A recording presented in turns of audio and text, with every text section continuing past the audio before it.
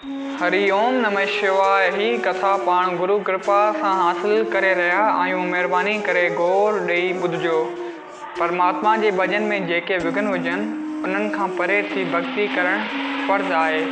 पोइ खणी हू सिगा माता पिता गुरु या स्त्री हुजनि। प्रहलाद पंहिंजे पिता खां परे थियो। बलि राजा पंहिंजे गुरु शुक्राचार्य जी आज्ञा न मञी विमान भॻवान खे 3 पेर पृथ्वी दान ॾिनी।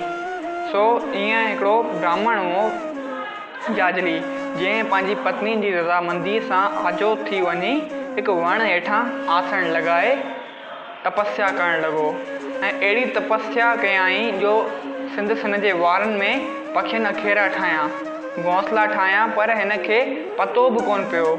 आख़िर खेसि हुन वक़्तु आकाशवाणी थी त ए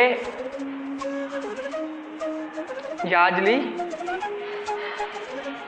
तुंहिंजी तपस्या खां वधीक हिकु वाणियूं काशीअ में तपस्या करे रहियो आहे, जा बिल्कुलु उत्तम दर्जे जी आहे।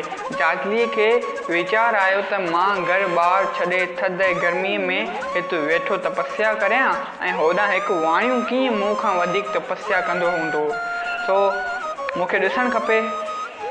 हिन जो अहंकार फुल ॾियणु लॻो ऐं संदसि मथे मां पखी बि उॾामी हलिया विया।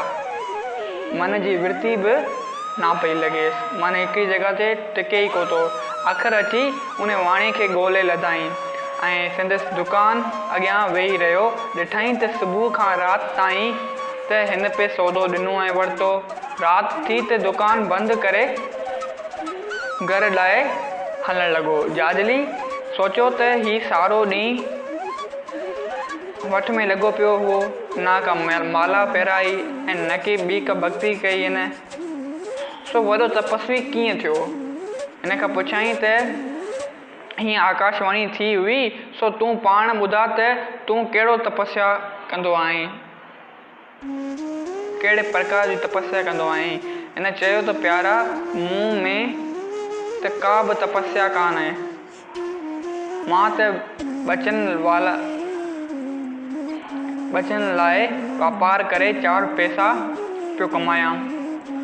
तॾहिं जाजली चयसि त तो में कुझु त ज़रूरु हूंदो।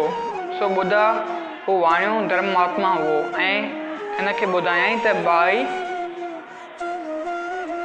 मुंहिंजो धर्म हिन तराज़े में आहे, कंहिंखे बि घटि वधि नथो ॾियां, ॿार हुजे या ॿुढो। जेकॾहिं सचुपुच हिन मुंहिंजी तराज़े में इहो असरु हुजे त तुंहिंजे मथे मां उॾायल पखी वरी अची वियनि। हिन ॾिठो त हिकदमि पखी अची वेहण लॻा। हाणे हिननि खां पुछियो त तव्हां हिन जे मथे में रहियल हुआ, पोइ खेसि छो छॾे हलिया विया? पखियुनि खां माण्हू पुछणु लॻो त तव्हां अगरि हिन जे मथे ते वेठा हुआ त केॾांहुं हलिया विया हुई? हिननि चयो त असांजे जंहिं वण में बाहि लॻंदी आहे उतां उथी वेंदा आहियूं। असां हिन जे सर खे वण सम्झी रहियासीं, पर जॾहिं हिन खे आग अची लॻी त छॾे वियासीं।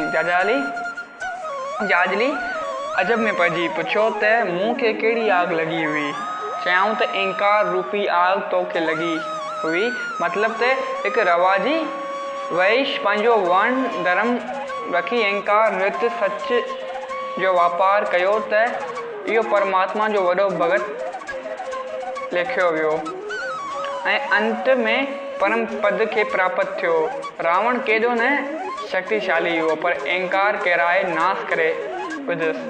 अहंकार माण्हू सां मित्रता रखणु, अहंकारी माण्हू सां मित्रता रखणु त दुखदाई आहे, पर हुनजे भरिसां रहणु बि नुक़सानकार आहे। हिकु कवि चयो आहे त अहंकारी रावण जी राजधानी लंका जी चौतरफ़ रहंदड़ समुंड जी बि महिमा घटि थी वई, जो हुन जे मथां बंदरनि पुल ठाही। ना त समुंड ते पुल ॿुधणु नामुमकिन आहे, छो त लहरूं हुन पुल खे यकदमि टोड़े वेंदियूं, पर रावण जे करे हुन समुंड जी महिमा घटि थी वई ऐं बंदरनि अची हुन जे मथां पुल ठाही।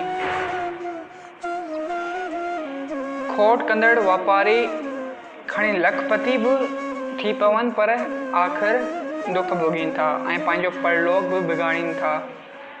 जेकॾहिं धंधे में धर्म अधर्म जो वीचार न रखिबो त भॼन में बि मन कोन लॻंदो। सचाई में अवल कुझु दुख महसूसु ज़रूरु थींदो, पर आख़िर आनंद ऐं संपत्ति प्राप्त थिए थी। जो जय सियाराम। अगरि हीअ कथा तव्हांखे वणी आहे त हिन कथा खे पंहिंजनि सां गॾु शेयर कयो।